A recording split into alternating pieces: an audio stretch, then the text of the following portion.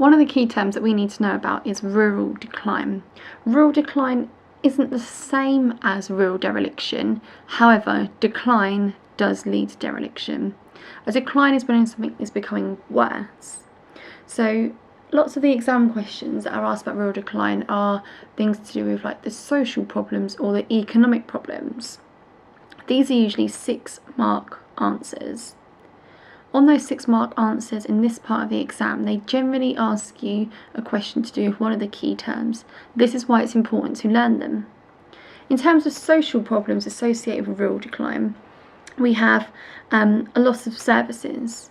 When people move to the area or depopulate the area, services tend to go with them. If they're no longer being used anymore, there's no need to keep them open. Hence why so many post offices around the UK have closed.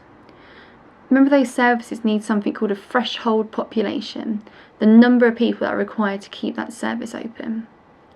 One of the other things that changes is that we get an ageing population, where young people tend to move away from those villages because there's a lack of job opportunities available. Some of this is due to the mechanisation of agriculture. Remember that one combine harvester could do the job of lots more people. The older people stay behind. It's a place where perhaps they've always lived, so therefore don't want to move away.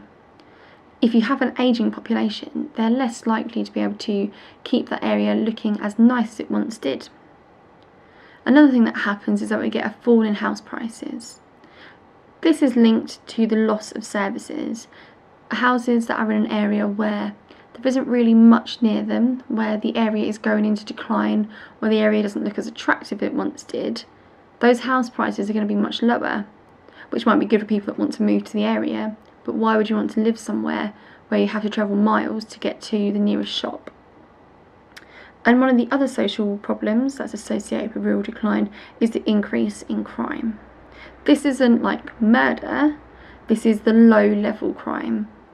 So things like graffiti and people kind of driving around places where they shouldn't be, where places become derelict. So this is one of the other problems that's associated. In terms of economic problems, some of these are linked. For example, the fall in house prices.